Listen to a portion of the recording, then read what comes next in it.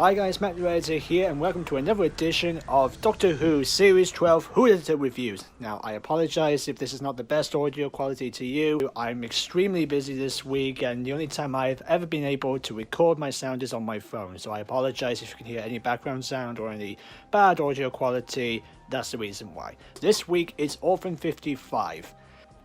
You see, I'm conflicted, because I don't know if I want to like this episode or not, because don't get me wrong, I wasn't that excited about this episode. I mean, I didn't care if... I don't care if the guy from The In-Betweens was in this episode wearing a green wig for some reason. I didn't care he was in this episode. I didn't care if it was like a holiday vacation episode. And I didn't even care if there was like a giant octopus tentacle in the TARDIS, which obviously was just there to be in the beginning, and I'm like, was that supposed to be a classic series reference, but we were just too stupid to realize it? It's lame! Shame on you! You should do better! But point being was, I didn't expect much from this episode. I thought, okay, this is probably just going to be a filler episode. It's just going to be ridiculous, corny, fun, kind of like on the same lines of Kablam. It's over the top, it's ridiculous, it's cheap, but you know, you can still have fun. And from the first half, I think that's what we kind of got. I mean, we got to see the gang splitting up, beating all these people, which I did like that. I thought, oh great, this is going to be like Kablam. I mean, one of my favourite bits in Kablam. I love that. And we do kind of get that. We see Ryan meets up with this girl who has the same gesture with the finger and the thumb in her mouth. I quite like that. Well, not really. Graham was just sitting back in the sunshine that he got interrupted, and then he ends up with the mechanical team. And yeah, Yaz comes across, pretty much sort of cock blocks this old couple, this old man trying to propose to this old woman. I thought, oh, that's very sweet. Why did you do that, Yaz? Straight away, Crisis, the Doctor sneaks in, goes past this really cheap looking beaver woman, which is by far the crappiest makeup I've ever seen in Doctor Who. I mean, I've seen worse.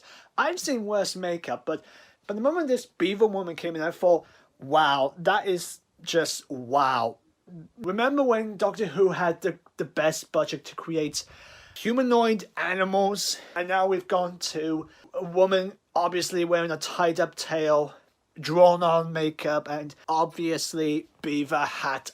Now, I know there's some people who are comparing this makeup with Bob from the Mel Brooks from Spaceballs. Here's the thing. Spaceballs was a spoof comedy that was supposed to make fun of Star Wars. You buy into the ridiculousness. And despite the cheapness of the makeup, they still put a lot of effort into making the ears move, or having the tail actually wag, or even have the white spot on his eye actually be fur. This just comes across as lazily cheap. But I was waiting for that moment where we find out, oh no, it turns out she's not a beaver woman, she's just wearing that as an attraction. I thought, if this episode did that, I'd be amazed. I'd say, congratulations, you had me fooled. But we don't get that. But when the big twist on what this world is and what it's supposed to be about, I thought, okay, that kind of made sense. So I kind of understand that, but I still wanted that moment, because I thought, because the beaver woman as well as the other soldier, I didn't really think you needed those characters. You could have just had the old couple, the mechanical father and son, the female soldier and the girl, and it would have been fine. Clearly, those characters had a lot of development. I mean, well, not all of them. I mean, the father and son kind of felt like a last minute. Yeah, even though they were clearly underused, I really did like the mechanical father and son, Neville and Silas. I mean, both actors did a pretty good job. I mean, I did like the chemistry with them together. It clearly showed a father and son bond. However, the scene where they were supposed to fall out and split up really didn't work for me, because I knew that their story arc was going to be solved in the next couple of minutes, because we only had like about 5 or 10 minutes left of the episode. That was clearly a last minute addition. You were like, oh crap, I forgot these characters. I don't know, just put like a resolution there. But other than that, all the other characters I thought, they weren't that bad. I mean, it was very clear this episode had possibly not the worst writing, but quite a lot of writing. It did lead to some good moments. I mean, I loved the couple. I loved how their story kind of ended quite tragically. Then he wanted to do was propose to Filmer, but when this crisis happens, he's then captured and possibly tortured. And then when he comes across Filmer, not only does he ask her to marry her, but he also asks her to kill him. First, I thought this was a kind of weird line to say. But then the more I thought about it, I thought, this is a guy who is surviving on an oxygen tank, and he's possibly suffering through a slow and painful death. He wants to die rather than suffer slowly. And then after that, Filmer decides to sacrifice herself to save her friends, but also join Benny in death. Despite the overacting, it's still kind of tragic. I wanted to like the idea of the soldier woman whose daughter turns out was the one Ryan was hanging out with, and then it turns out, she didn't really care that much, but then she comes back at the end to save her daughter. Part of me was sort of thinking I should have appreciated that, but because this episode was entirely rushed and had quite possibly the worst editing, it clearly looked out of place. So I thought, where did she come from? I like the idea how these two characters caused this problem, so they have to resolve it. I did like that. I appreciated that. But yeah, oddly enough, the scenes which I thought were going to be preachy, forced, but honestly, all the way through, I thought actually flowed pretty nicely. I thought was nicely done. I just wish they cut a lot out in this episode.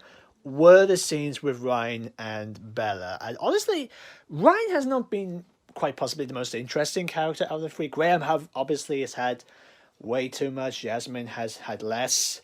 Ryan was kind of in between, and this one I suddenly thought, okay, I'm intrigued of where this is going. I mean, I'm kind of glad they didn't go to the whole possible love triangle thing between him, Yasmin, and Bella. And I thought if they did that, I would be like, no, that should not happen. I'm glad it didn't do that. I mean, it did lead to a really funny moment where Ryan was trying to have a conversation with Bella on the truck, and then the doctor just sort of butts it. It's like, hey guys, what are we talking about? I thought, I've been there, pal. I've really been there.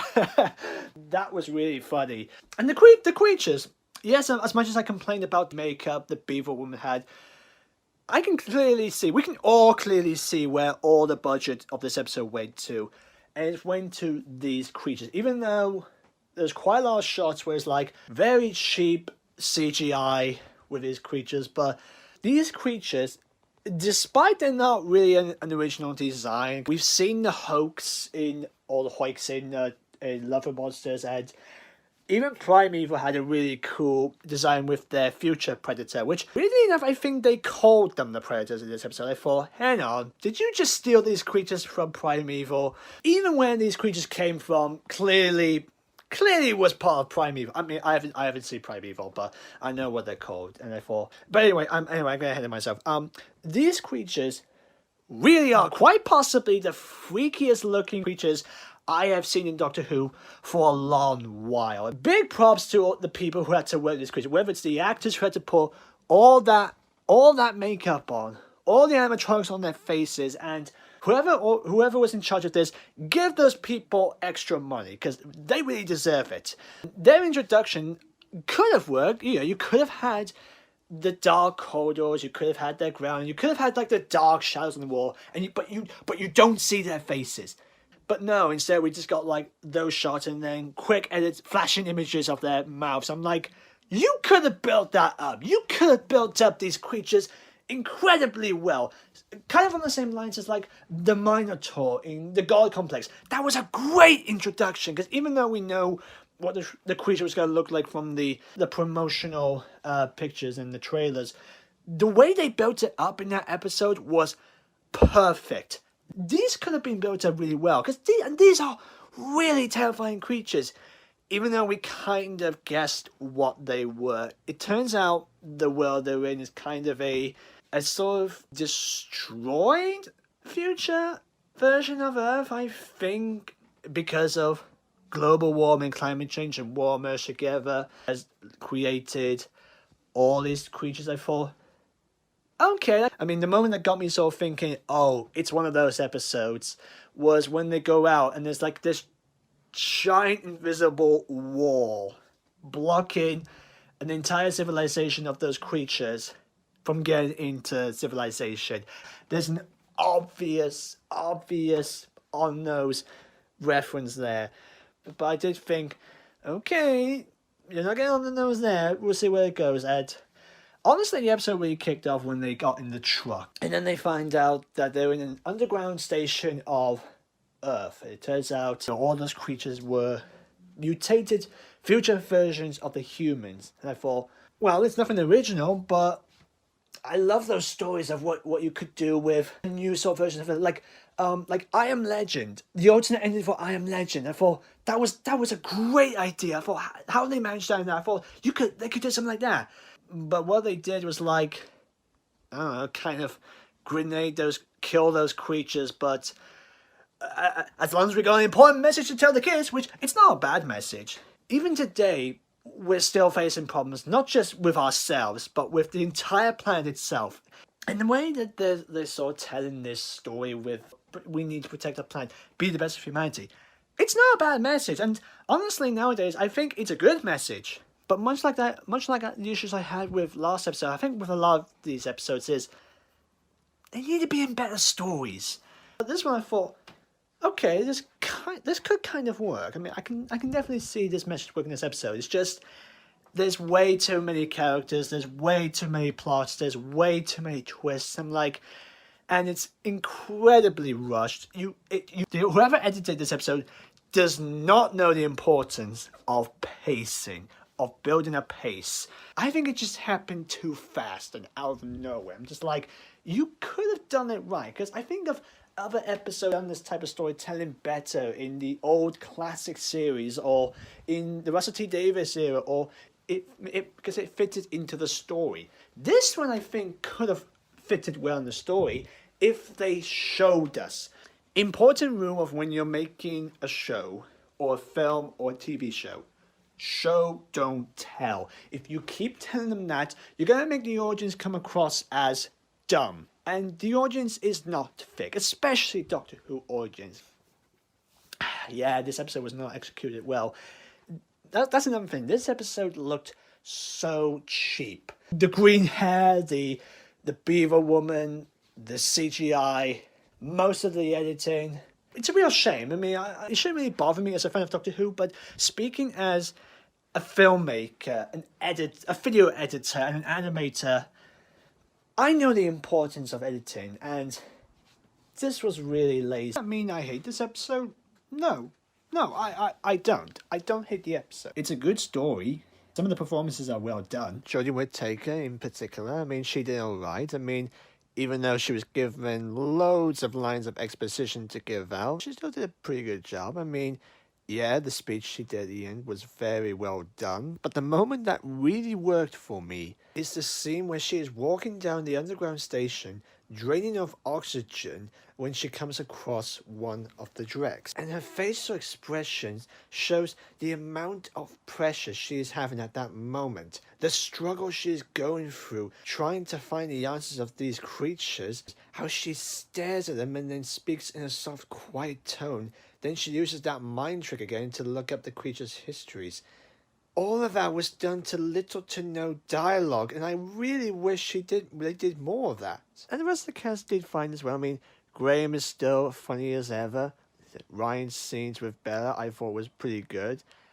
Yasmin obviously taking a massive step back from the previous 2 episodes, but I did kind of like how she seemed to have been looking after the old woman. Filmer, that was the name, Filmer. And the rest of the supporting cast, even though there was way too many characters in there, still did a pretty good job. I mean, and every time the monsters are on screen, I'm just like, yes, I'm having a good time. But it's the standard execution that is bringing this story down, in my opinion. Honestly, on paper, this story could work. The way it is written, whether it's the characters or whether it's the setting, the creatures, or even the speech at the end, it is well written. But the massive problem lies in the execution. I don't know whether it is the directing, the editing, the production work, or anything like that. It just didn't feel like what this entire story was trying to tell us was done right. As a whole, when it comes to like the whole building up this really important message at the end, there was like a must-see ending, and it turns out it's this really big message the Doctor says, and it's fine. I mean, I'm kind of glad they're doing it, but when you've gone through all that rushed, fast-paced, really complicated stuff, and then all of a sudden at the end you get this big message. But that's not to say I didn't like this episode. I mean, it's fine. I did like it, but I don't think it's that great. I guess it depends on the eye of the beholder. That being said, I kind of recommend you go and check it out for yourself. You draw your own conclusions. But that being said, I'm going to give this episode, in my opinion, 6 out of 10. Be sure to leave a comment, like and share this video, and if you have seen the episode, what did you think about it? And if you'd like to see more of my videos, don't forget to subscribe. Thank you guys for watching, and I'll see you next time.